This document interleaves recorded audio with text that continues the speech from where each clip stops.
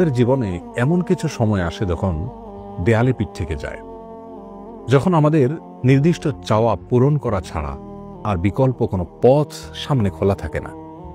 এ ধরনের পরিস্থিতিতে আল্লাহ রাব্বুল আলামিনের কাছে আমাদের মনের একান্ত কামনা বাসনাগুলোকে পূরণ করবার জন্য একটি বিশেষ পথ বাতলেছেন আমাদেরকে প্রিয় নবী সাল্লাল্লাহু আলাইহি ওয়াসাল্লাম, আর সেটি হলো ইসমে আযম। ইসমে আযম মানে হলো মহান নাম। আল্লাহ রাব্বুল আলামিনের এই ইসমে আযম তথা মহান নামের মাধ্যমে কোনো কিছু চাওয়া হলে তিনি সেটা পূরণ করেন। এই নামের মাধ্যমে আল্লাহকে ডাকা হলে তিনি সেটাকে সাড়া দেন। এ মর্মে নবী আলাইহিস সালামের অনেকগুলো হাদিস রয়েছে। অনেক উলামা একরাম ইসমে আযম সম্পর্কে বলেছেন যে এটি হলো আল্লাহ রাব্বুল আলামিনের যে মূল নাম আল্লাহ, সেটি তার অনেকগুলো গুণবাচক নাম আছে। তমধ্যে থেকে আল্লাহ রাব্বুল আলামিনের যে মূল নাম আল্লাহ, এই আল্লাহ এই নামের মাধ্যমে আল্লাহ রাব্বুল আলামিনকে ডেকে যদি বান্দা কোনো কিছু চান কায় মনোবাক্যে অন্তরের গভীর থেকে, তাহলে সে দোয়া আল্লাহ রাব্বুল আলামিন অবশ্যই কবুল করেন। এজন্য কোনো কিছু আল্লাহ রাব্বুল আলামিনের কাছে চাওয়ার আগে যদি আল্লাহ বলে ডেকে ভালোবাসা থেকে, আস্থা থেকে, ভরসা থেকে, কায় মনোবাক্যে দীনতাহীনতার সাথে আল্লাহকে ডেকে যদি কেউ দোয়া করেন, তাহলে সে দোয়া আল্লাহ রাব্বুল আলামিন ফিরিয়ে দেন না। ইসমে আযম সম্পর্কে আরো নির্দিষ্ট করে আমরা নবী আলাইহিস সালামের যে হাদিসটি দেখতে পাই, সেটি তিরমিজিতে বর্ণিত হয়েছে, আরো বিভিন্ন হাদিসের কিতাবে বর্ণিত হয়েছে। সে হাদিস সম্পর্কে বিশ্ববিখ্যাত হাদিসবিদ হাফেজ ইবনে হাজার আল আসকালানী রাহিমাহুল্লাহ ফাতহুল বারীতে লিখেছেন যে ইসমে আযম সম্পর্কে সবচেয়ে বিশুদ্ধতম হাদিস হলো এটি, আর সেটি হলো এই যে বুরায়দা রাদিয়াল্লাহু আনহু বর্ণনা করেছেন, এক ব্যক্তি নামাজের মধ্যে একবার কিছু বাক্য বলে উঠলেন। নবী সাল্লাল্লাহু আলাইহি সাল্লাম তার কথাগুলো শুনলেন। তিনি বলে উঠলেন, আল্লাহুম্মা ইন্নী আসআলুকা বিআন্নী আশহাদু আন্নাকা আনতাল্লাহ লা ইলাহা ইল্লা আনত আল আহাদুস সামাদ আল্লাযী লাম ইয়ালিদ ওয়া লাম ইউলাদ ওয়া লাম ইয়াকুল লাহু কুফুয়ান আহাদ।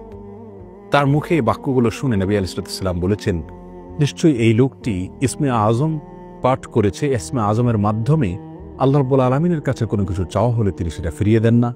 এর মাধ্যমে আল্লাহকে ডাকলে তিনি অবশ্যই তাতে সাড়া দেন। এই হাদিসের ভিত্তিতে অনেক মুহাদ্দিসিন ইকরাম বলেছেন এটি হলো সেই দোয়া যেটাকে ইসমে আযম বলা হয়, যার মাধ্যমে এটি পাঠ করার পর আল্লাহর কাছে কোনো কিছু পেশ করলে সেটাকে অবশ্যই আল্লাহ তাআলা পূরণ করেন। মনের যে কোনো ভালো আশা আল্লাহ তাআলা পূরণ করে থাকেন।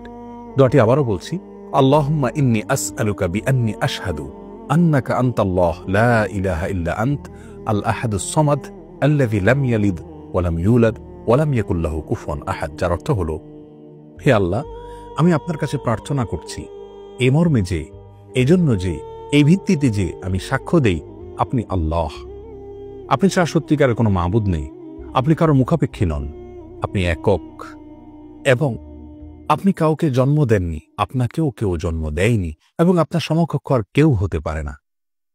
এই বাক্যগুলো পাঠ করে আল্লাহ রাব্বুল কাছে কোনো চাওয়া পেশ করলে তিনি অবশ্যই সেটি পূরণ করেন। কেউ যদি অত্যন্ত সংক্ষেপে ইসমে আযমের মাধ্যমে দোয়া করতে চান, তাহলে তিনি আল্লাহ রাব্বুল আলামিনের প্রতি আন্তরিকতা, ভালোবাসা, শ্রদ্ধা, বিশ্বাস, ভক্তি এবং ভরসা রেখে আল্লাহকে ডেকে ডেকে মায়ার সাথে, মমতার সাথে, আল্লাহর অনুগ্রহগুলোর কথা স্মরণ করে আল্লাহকে ডেকে ডেকে তার মনের চাওয়াগুলো পূরণ করবেন। এটা হবে ইসমে আযমের সবচেয়ে ছোট ভার্সন।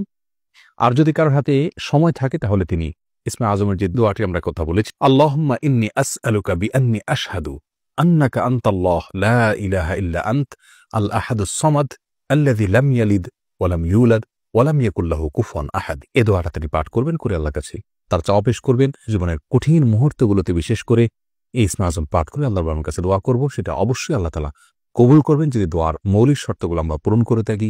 হালাল বক্ষণ করা, কায় মনোবাক্যে দোয়া করা এবং দোয়ার ক্ষেত্রে আন্তরিকতা এবং ঐকান্তিকতা থাকা, এই বিষয়গুলোকে যদি খেয়াল করে আমরা দোয়া করি, ইনশাআল্লাহ বিইذনিল্লাহ আল্লাহ তাআলা আমাদের সে দোয়া পূরণ করবেন।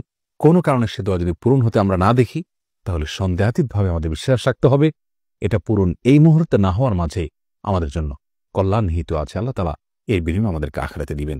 এছাড়াও দোয়া ইউনূসের মাধ্যমে লা ইলাহা ইল্লা আনতা সুবহানাকা ইন্নী কুনতু মিনাজ জালিমিন, এটা পাঠ করেও যদি কেউ দোয়া করেন, তার মাধ্যমে আল্লাহ রাব্বুল দোয়া কবুল করেন। এবং হাদিস বর্ণিত হয়েছে, আল্লাহ তাআলা আমাদের সবাইকে ইসমে আযমের মাধ্যমে আল্লাহর কাছে জীবনের কঠিন মুহূর্তগুলোতে দোয়া পেশ করার তৌফিক দান করুন। আসসালামু আলাইকুম ওয়া রাহমাতুল্লাহি ওয়া বারাকাতুহু।